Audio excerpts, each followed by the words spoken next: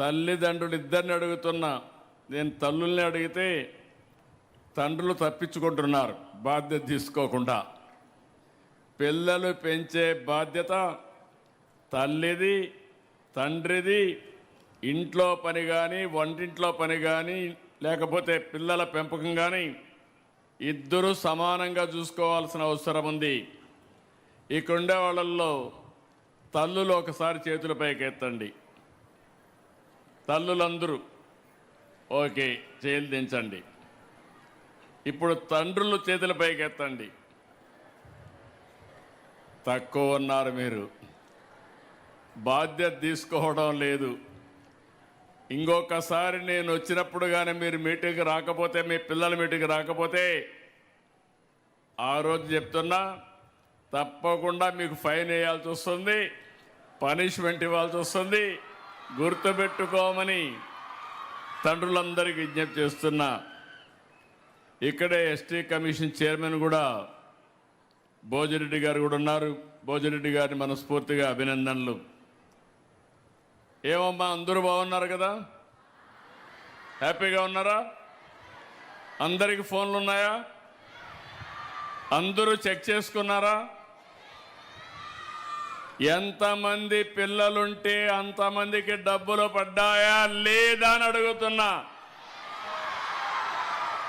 పడ్డాయంటే గట్టిగా చప్పట్లు కూడా రంపచోడవరం మొత్తం వినపడాలి.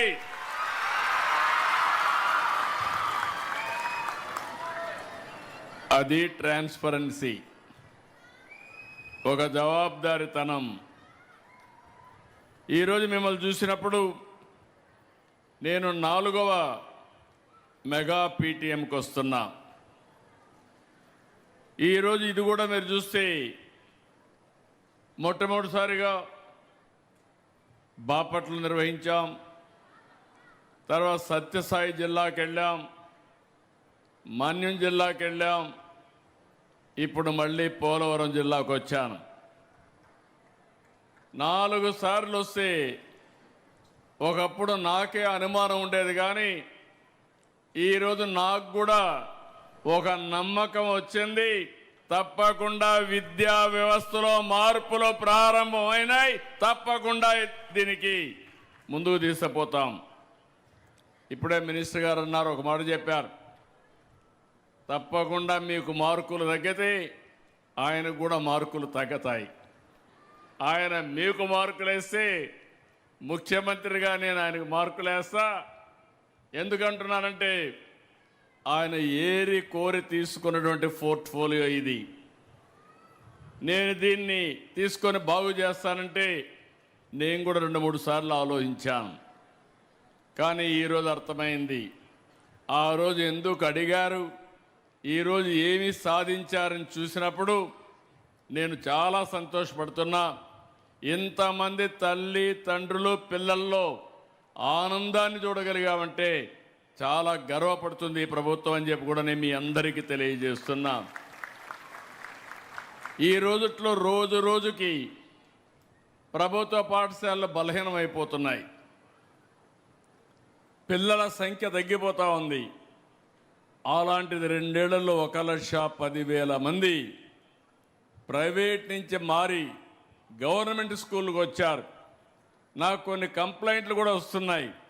మీరు వచ్చేస్తామంటే ప్రైవేట్ స్కూల్స్ టీసీలు ఇవ్వకుండా అడ్డుపడే పరిస్థితికి వచ్చారంటే అది ఈరోజు ప్రభుత్వ స్కూల్స్ యొక్క సత్తా సమర్థతని మరొక్కసారి మీ అందరికీ విజ్ఞప్తి చేస్తున్నా.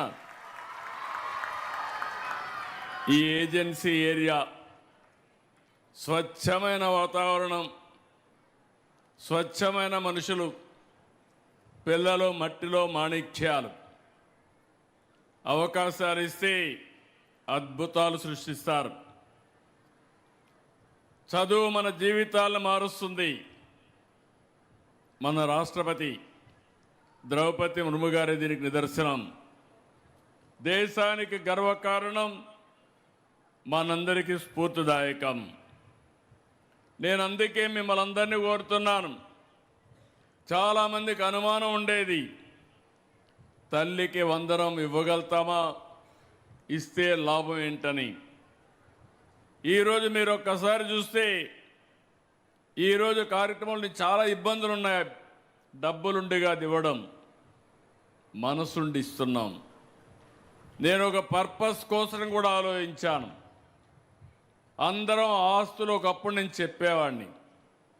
95, 96లో మీరు పిల్లల్ని బాగా చదివించండి, మీరు పిల్లల్ని చదివిస్తే వాళ్ళు మీరు సంపాదించేదానికంటే 100 రెట్లకు సంపాదించే తెలివితేటలు వస్తాయని ఈరోజు మీ అందరికీ చెప్తున్నాను.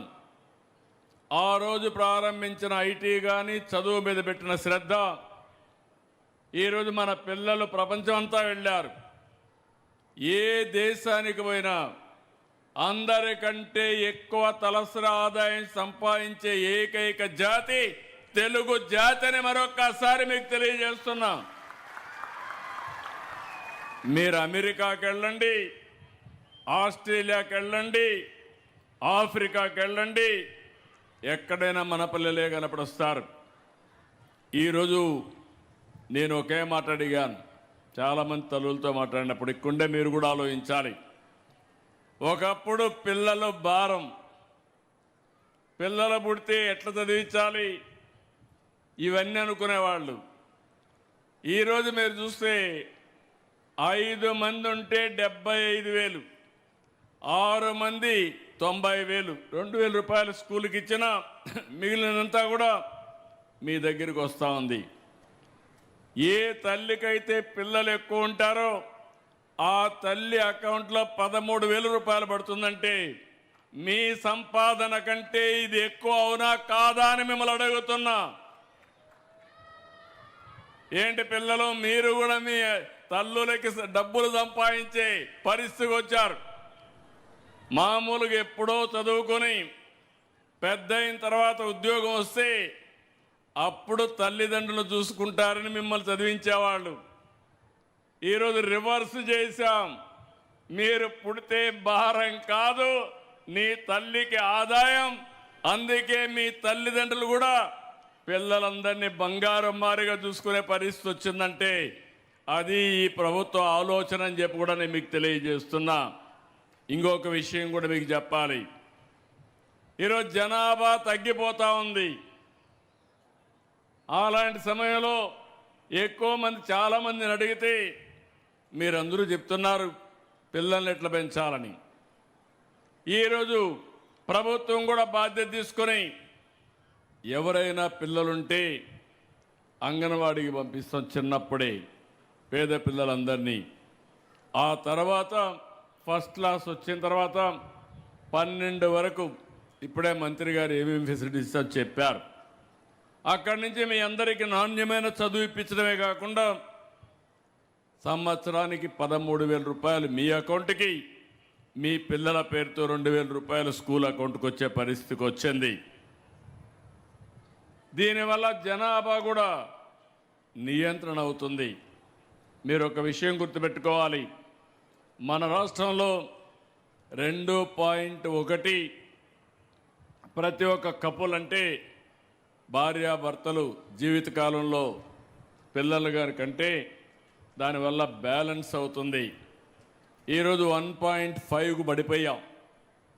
రేపు రాబోయే స్కూల్స్లో రాను పిల్లల సంఖ్య తగ్గిపోతుంది, పెద్దవాళ్ళ సంఖ్య పెరుగుతుంది. దాన్ని బ్యాలెన్స్ చేయాలంటే ఇది కూడా ఒక మార్గం. ఈరోజు నేను ఎంతో ఆనందపడుతున్నాను. 67,47,000 మంది పిల్లలకి 10,120 కోట్లు, 42,70,000 మంది తల్లుల అకౌంట్లో డబ్బులు వేశాం. అది తెలుగు ఎన్డీఏ ప్రభుత్వం యొక్క విశిష్టతని మరొకసారి మీ అందరికీ విజ్ఞప్తి చేస్తున్నా.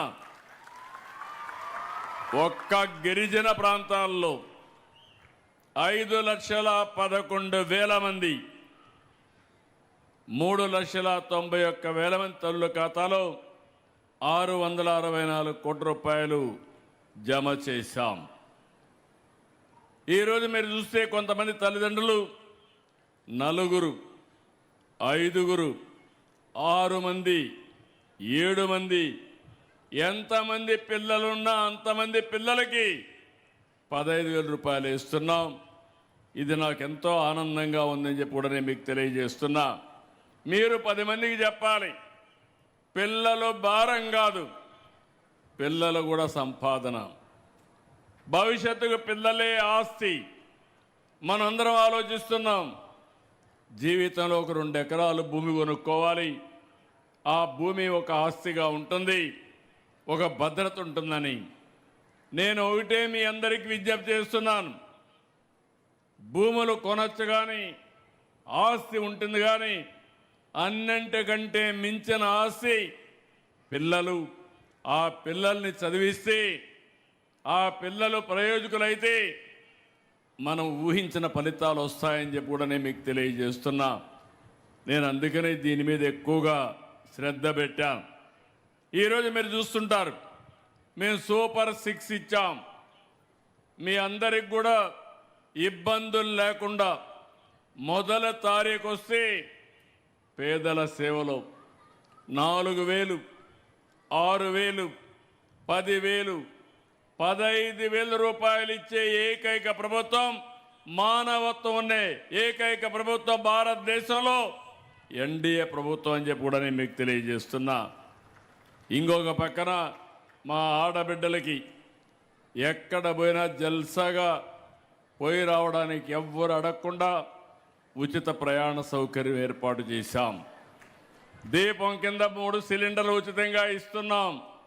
రేపు ఎల్లుండ మీరందరూ ఇంటిపైన సోలార్ పెట్టుకోండి, అది కూడా ఉచితంగా ఇస్తాం.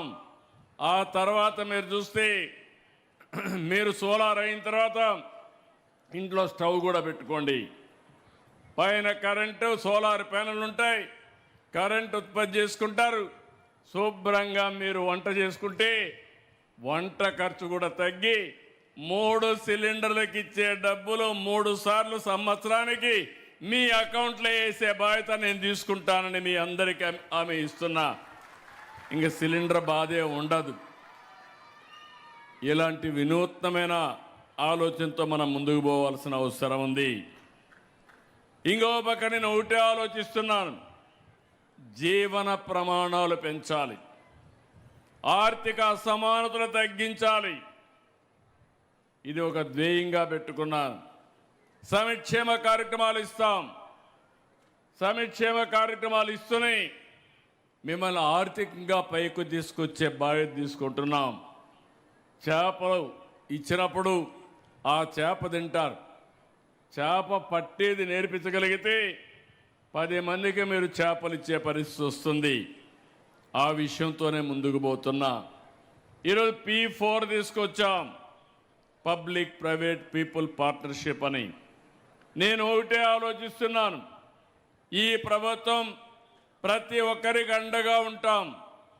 అదే సమయంలో పేదవాళ్ళ జీవితాలను మార్చడానికి అనునిత్యం వినూత్నమైన కార్యక్రమాలతో మేము ముందుకు వస్తాం. ఈ విషయం మీరు గుర్తుపెట్టుకోవాలి. సంక్షేమ కార్యక్రమాలు ఒకటే కాదు, సంక్షేమ కార్యక్రమాలు అవసరం. ఈరోజు మీరు ఒక్కసారి చూస్తే ఈ ప్రభుత్వం అనేక విధాలుగా ఆలోచించాం. 10 లక్షల కోట్ల రూపాయల అప్పులతో ప్రారంభించాం. వడ్డీ కూడా 13-14%. ప్రభుత్వ ఆస్తులు తాకట్టు పెట్టారు. అక్కడి నుంచి ప్రభుత్వ ఆస్తులు తాకట్టు నుంచి వదిలించి 13% ఉండే వడ్డీని 9, 8.5, 8 కూడా తీసుకొచ్చే పరిస్థితికి వచ్చాం. అన్ని డిపార్ట్మెంట్లో సమస్యలు ఉండేటివి, జీతాలు ఇవ్వలేని పరిస్థితి. ఇప్పుడిప్పుడు జీతాలు ఇచ్చే పరిస్థితికి వస్తున్నాం. అంటే మనం అందరం కూడా అన్ని సాధించామని కాదు, ఈ విషయం మీరు గుర్తుపెట్టుకోవాలి. ఒక కుటుంబం కానీ దెబ్బతింటే తిరిగి కోలుకోవడానికి సమయం పడుతుంది. ఒక పరిశ్రమ దెబ్బతింటే మళ్ళీ ఆ పరిశ్రమను రివైవ్ చేయడానికి టైం పడుతుంది. ఎవరైనా అప్పు చేస్తే అప్పు తీర్చడానికి వడ్డీ కడుతూనే కొద్ది కొద్దిగా తీర్చుకుంటూ రావాల్సిన అవసరం ఉంటుంది. ఈరోజు ఈ ప్రభుత్వం ఆలోచించే విధానం సంక్షేమ కార్యక్రమాలని, అభివృద్ధి కార్యక్రమాలని బ్యాలెన్స్ చేస్తున్నాం. సంక్షేమ కార్యక్రమాలు అవసరం. సంక్షేమ కార్యక్రమాలు శాశ్వతంగా ఇవ్వాలంటే అభివృద్ధి చేయాలి, ఆదాయాన్ని పెంచాలి. అప్పుడే దీనికి సస్టైనబిలిటీ ఉంటుంది.